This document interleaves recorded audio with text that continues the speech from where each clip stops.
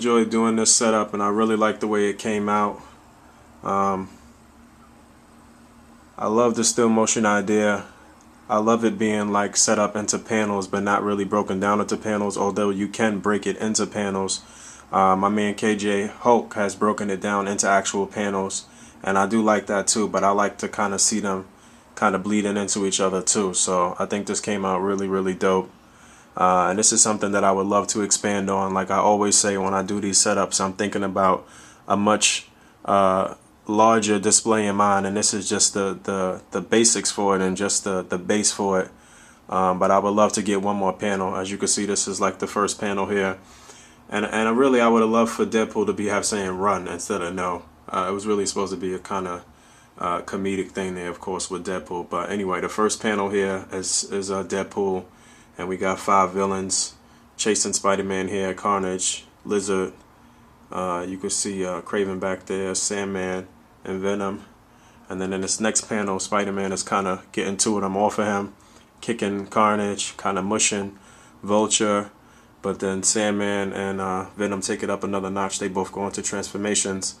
Kraven is still in pursuit. He pops up here. And then Spider-Man is kind of getting away here. So I would love to do one more panel where Kraven, Venom, and Sandman are still in pursuit. And maybe Spider-Man gets into the car with Franklin Richards. Maybe have Venom swiping at the car. I would basically need another Venom, another Fantastic Four car, another Franklin Richards, one more of these Spider-Men, another Kraven. I would probably do Sandman and Sandform in the next one. And that'll be pretty much the last panel of them kind of really escaping together. So I'm always thinking larger, thinking bigger and better. But I'm going to have to take this down because I think I'm getting rid of the Lizard. So yeah. So I got quite a few things to mail out this week. I was talking with one Eric Von Doom on Facebook, and he was saying how he needed some twisty ties. I pretty much saved all of my twisty ties. It's a little bit of them. But I already put some in an envelope for him, so I'm going to just send that out to him for free. No big deals, just twisty ties. It's just a stamp. And he lives actually in the Bronx, not too far from me anyway. So I was also two younger dudes hit me up. Aisha Osofly 6, I think that's how it's pronounced, and Cog 562, asking me if I had anything that I wanted to sell or things that I don't want, that I want to give away or what have you. And I mean, people ask me for free stuff all the time, and I don't always comply. I mean, I can't just be giving away free shit all the time, but I have gotten quite a few free things myself over the past couple of weeks. So I do like to return the favor every once in a while. So I am gonna actually send both of them something. So I got both of the information. I'm gonna send them something, and I think I'm actually about to start a free shit pool. So any of you young dudes out there that could prove that you 18 and under, send me your information, and I'm gonna just start putting those names into a pot, and then every month I'm gonna just try to give away something. Just to stay within the spirit of the community and giving and all of that good stuff. No grown-ass men trying to get free stuff. Grown dudes, I got to enter contests to get free stuff. But some of these younger dudes, I want to give them opportunities to grab up some legends and some things that they may have never actually even seen out of package or had a chance to get. So any of you dudes 18 and under that can prove that you're 18 and under, send me your information, and I'm going to start working on that. Also, I'm going to send this volume 2 of Invincible Iron Man out to Marvel Merc so he could check that out. Dirt Nap for you, I'm going to pop this arm and wing out of here and box that up and send it to you. Cardboard Doom, I got the Black Suit Black Widow for you. We just got to figure out what we're doing with that. And Fernando, I'm about to get back to you. And Dr. Wolverine, I should be sending out something to you this week too. So package. So I got an extra set of wings for the X-Men Classics Archangel that you see here. And as you can see on this one, that little gimmick is there at the top. Some little rockets go in there that shoot out, which is pretty stupid. But on this set of wings that I got, the gimmick has been removed. So my man Raj Gupandaji online sent me these. And I've been meaning to remove them on the 2 that I already have. I just haven't gotten around to it. I'm pretty sure that my man Red Hulk 80 showed on his channel at some point how to do it. He's probably one of the first people that I saw actually do that.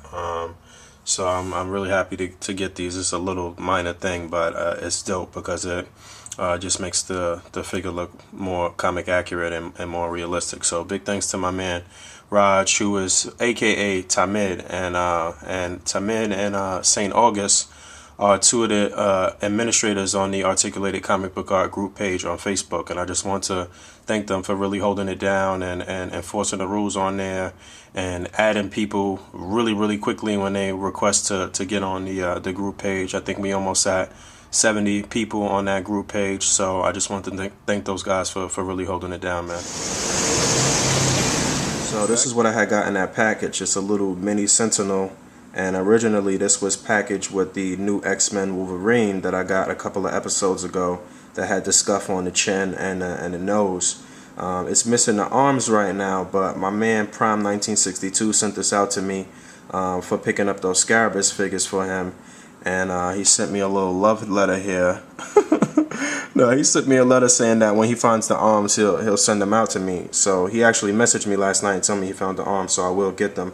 Now, to deal with this little mini Sentinel, I know some of you are like, Sentinel? Like, that's really small to be a Sentinel. But this is reminiscent of Grant Morrison's run on New X-Men. And when Grant Morrison first came onto the book, he introduced a new villain called Cassandra Nova, who ended up being the main antagonist throughout his run, and actually ended up being an antagonist in Josh Whedon's run on Astonishing X-Men when it changed to Astonishing X-Men, which was really cool that Josh Whedon picked up with that character and continued with the character. But anyway, so back to Grant Morrison. Basically what Cassandra Nova did was, with the help of a ancestor of old X-Men villain, she was able to kind of like restart a Sentinel program and got all of these like rogue Sentinels together and sent them out to Genosha to destroy it. And she ended up decimating the mutant population and killing millions of mutants. And this is even before Scarlet Witch did her No More Mutants rendition.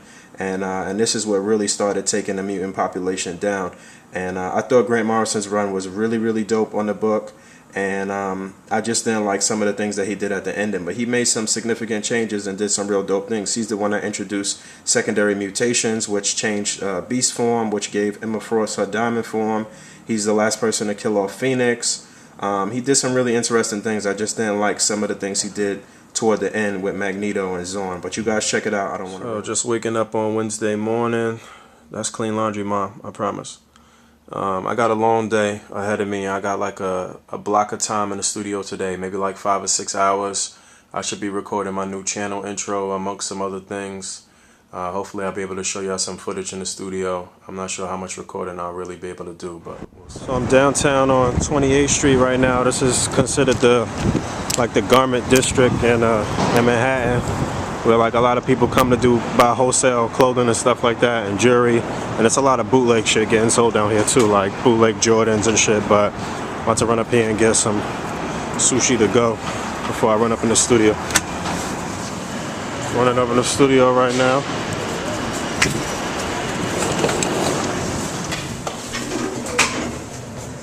I haven't really been recording too much today, but it's not a. But I'm about to record the intro right now. My man Gang Grizzly just fixed it up on the MP. So I'm about to go up in the booth and record the intro. I've been recording a whole bunch of other stuff for like my mixtape and album and stuff like that. So this is my last half hour or so in the studio, and I'm about to go and record the intro. So alright, so we just left the studio not too long ago. About to hop on the FDR drive and head uptown. Get gas first. Get some gas first. Gang Grizzly and Cat Kataz. So yeah, we about to pay $7,000 for 1 gallon of gas right now, and then head uptown. It's a rainy day in the city. About to run over here to Midtown West and meet up with Danny. Pick up a few things over there. I should have been filming on the way down. Some nice scenery I could have saw in the city, but I was sleeping on the bus.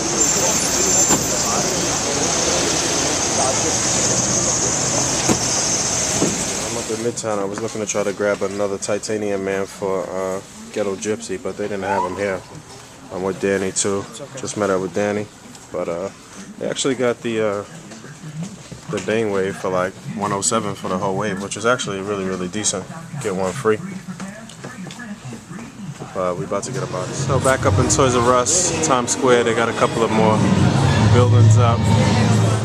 Another replica of the Empire State right here. This one's got a King Kong on it. Let's see if I can get him. Should be so sick to have a setup on here though. This thing is massive. Look at that. And they got another one here.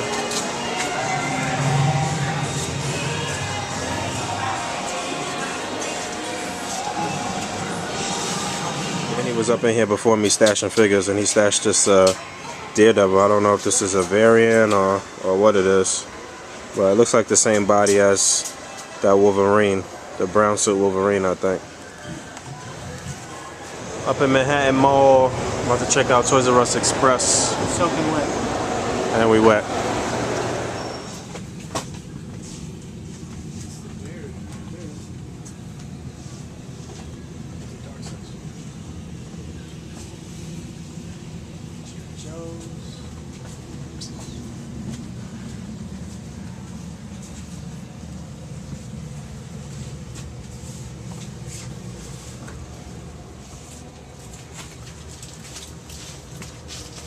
I think this might be my last stop for the day, or our last stop. We're about to run up in Jim Hanley's universe.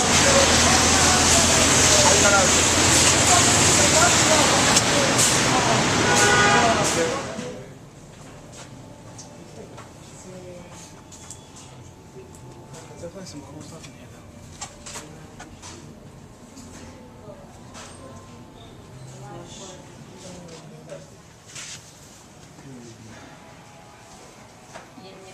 So pretty cool day. I picked up a couple of things. I didn't go too crazy. Danny got way more stuff than I did, but we was just kind of hanging and had some lunch, and we did hit up a lot of spots, but both our time was kind of limited. We hit up a lot of places in a short amount of time, but I did pick up New Avengers number 10 from this week. It was a light comic week. It wasn't too many things that I collect that came out this Wednesday, but I got New Avengers number 10, which I didn't read just yet. I got X-Men Legacy number 246, which is the third part of the Age of X storyline I've been telling you guys about. I didn't read that yet. And I got Thunderbolts number 153, which I did read on the ride up. And this was I mentioned I talked about 152 and talked about a new character possibly joining the team, and that was Hyperion, and his membership was short-lived. So he was just in those in 152 and in this issue in 153, and he was pretty much outed as still being a villain and wasn't really trying to reform. So 154 I had showed you guys last week. This was a story kind of centered around Man-Thing and kind of showed his origin, and it was interesting. It was okay. But as far as figures, I picked up this Titanium Man. This is for Ghetto Gypsy, and I picked up another Hand Ninja and Dum Dum / Shield Agent 2-pack just to continue my army build. So package. So my man Dirt Nap for You sent me a couple of things. Like you saw, I sent him out that wing and arm to Fing Fan Foom, and he was gonna send me this the Mark 1 Iron Man, which this is my first time actually even seeing it out of package. I passed up on it at retail. But he also sent me a couple of things from the Dollar Tree. This was actually something that I saw at my own Dollar Tree, and I didn't pick it up, and then I went back to pick it up and they didn't have any more. But this reindeer Morse is good for setups for foreground or backdrop stuff or whatever, so that's cool. And then he sent me a couple of pieces of dollhouse furniture, a little table there, and a dresser, and another like dresser. So that was real cool of him. Good looking, my man. So this has been another episode of Meantime in Between Time. Rate, comment, subscribe. Come join me on Facebook. Follow me on Twitter.